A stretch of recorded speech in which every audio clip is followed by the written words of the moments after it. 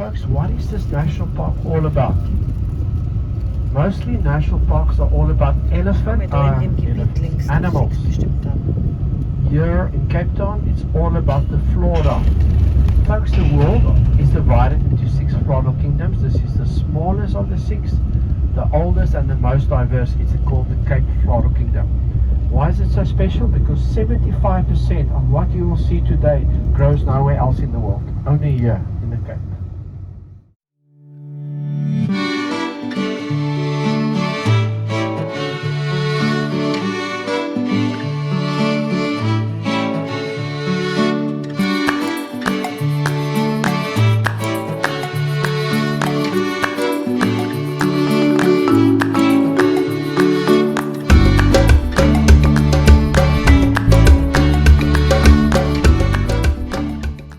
Folks, the visibility is absolutely amazing. The air is so clean. I can actually see the little towns on the opposite side of the mountains. That mountain range, by the way, stretches to the left inland for over 100 kilometers. Now, if we had to swim from here to the mountains on the opposite side, it's exactly the same distance as swimming the English Channel. It's 34 kilometers. Also see one of the fishing boats returning. See three boats racing for the harbour. Whoever gets to the market first will get the best sales. 6 bestimmt Baboons. Watch out for them. Okay, so the Cape Floral Kingdom, there are almost 9,000 different plants, of which 75% you'll find nowhere else in the world. This reserve is the same size as 17,000 soccer stadiums. Now folks, if you, Jade is coming downstairs too, if you have a brochure and you open it on page 2, you'll see a beautiful yellow flower. The difficult name for that flower is the yellow pitcushion protea, and the easy name is the Leucosphaedron cornucarpedendrum. And you'll see there's a bird that is the male sugarbird. Tail is long, that is to impress the females during mating season, and the bill is just the right length to extract nectar. Look on your right hand side, this beautiful white flower. This is the Cape Everlasting, or the Cape Snow. Just best time of the year is November. It's a little white dry flower, the Cape Everlasting. The local name is the Sewejaartjie.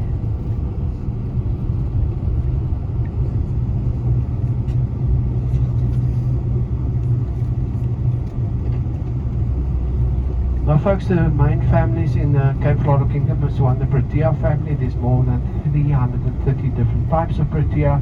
The Erica family, over 600, and then the rest. I was here 2 weeks ago, it was so windy, all the birds were flying backwards. So that is why everything grows low. It is evolved over hundreds of years. So if the wind blows 10 kilometers per hour or 200 kilometers per hour, no problem. It's low, it's ready for the wind. Also, you notice the leaves are very small and fine. We call it fine moss, fake moss. That is because this is the driest part of Cape Town. The Botanical Garden of Kirstenbosch is the highest rainfall, 1,500 millimeters per annum. Here it's only 55 millimeters per annum. So hardly any rain. Once again, no problem. Evergreen throughout the year. The leaves are small, it retains the moisture. Now, to make things interesting, we have introduced a few animals. What animals must you be on the lookout for? This area, once every 3 months, I see a zebra here, 1 or 2. The zebras that are released here, you will find nowhere else in the world. It is the Cape Mountain zebra. Up north, you will see mostly the Birchill zebra. So the Cape Mountain zebra, the belly is always white. There's no stripes on the belly. By the way, just so that you know, I used to argue with my wife for all these years. She was right all along. I said a zebra is white with black stripes. I was wrong all the years. A zebra is black with white stripes. That is official.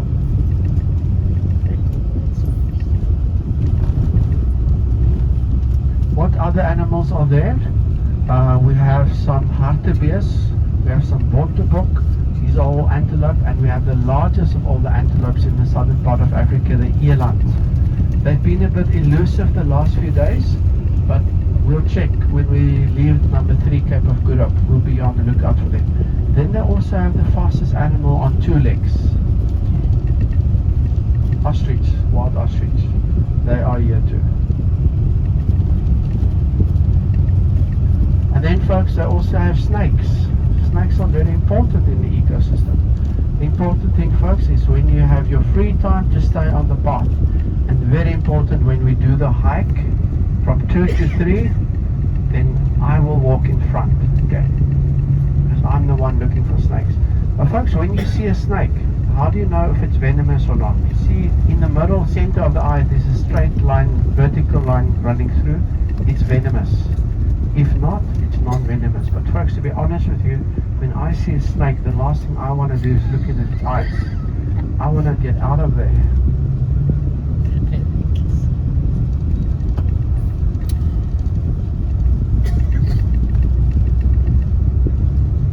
By the way, what color is a black mamba?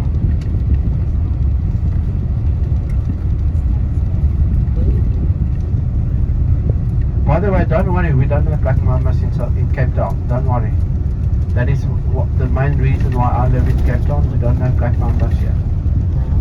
But folks, a black mamba is actually light grey. And why they call it a black mamba is when it opens its mouth, the inside of the mouth is black. That will be the last thing you see before you play hard. Okay.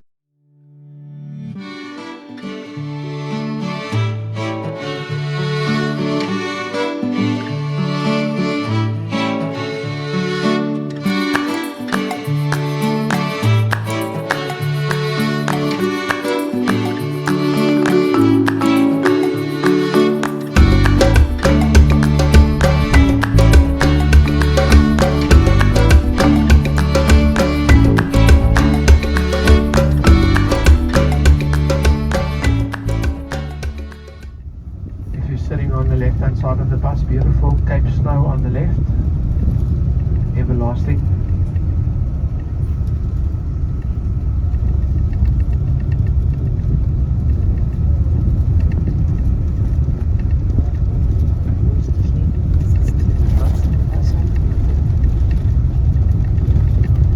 Now folks, for those of you that decide to go on the hike with me later on, I'll explain it more in detail when we stop what's going to happen. It's very hard for me with a big group to explain all the flowers, but just to know that we are going to be walking past shrubs, some of the flowers, quite a lot of flowers. It's the same color as like an egg white, that is a metalacia.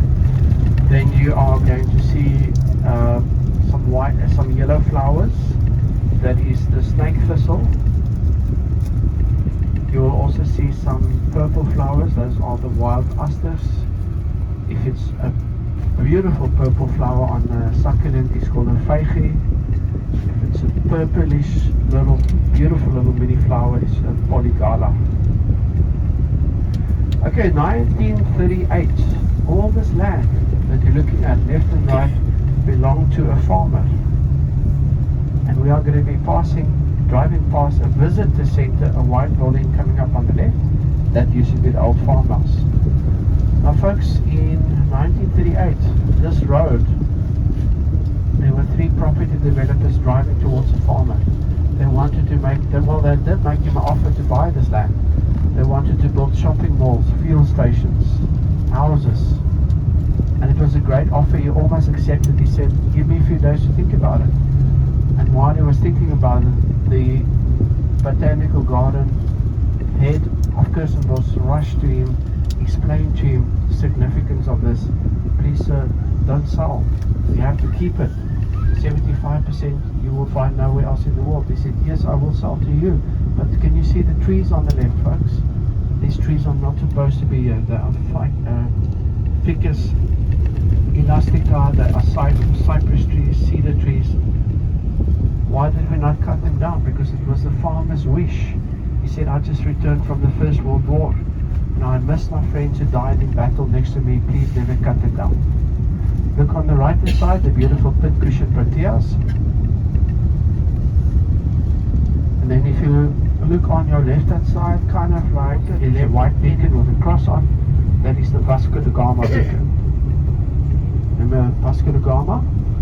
He opened the sea route, he sailed from Lisbon in Portugal.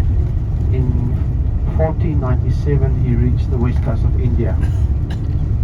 But 9 years before him, Bartolomeu Dias, he also tried to reach India. He didn't make it. He almost sank all 3 of his ships. And that beacon on the right hand side is for him, Bartolomeu Dias. When he returned to Portugal, he said, Cape of Storms, Cabo Tormentos. And the king said, no, that's too negative. You have proven there's good hope in the future to reach India, so they changed it to Cape of Good Hope.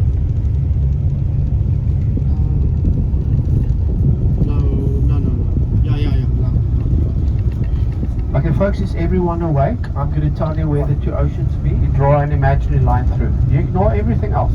You just take that point, you draw, they did it. So on your left hand side, 10 o'clock direction, 134 kilometers from here, you won't see it, but there's a place called Cape Agulhas. On the maps you will see it. All the maps show Indian Ocean, Atlantic Ocean there, Cape Agulhas. However, when you drive there, there's a sign, 3 hours drive, there's a sign Indian Ocean, Atlantic Ocean. You take 5 photographs in front of the sign, you drive back to Cape Town, 30 degrees Celsius, and that is the Agulhas current that flows from there towards where we are today. So folks, when the bus parks somewhere out there, you can't see it with your eyes, but the warm and the cold currents of the 2 oceans, they interact here. The warm current is coming from your left hand side, from Kenya, and somewhere out here it meets the cold current. It can go only one way, and it's into the bay on your left. So it's deflected into that bay. Does that make sense, folks? So also the marine fauna and flora on your left and right is completely different. I have scuba dived on both sides. I can tell you, even the fish and the lobster, they look different. There's a little bit more nitrogen on your right hand side in the Benguela current, and a little bit more oxygen. So very good for fishing on your right hand side.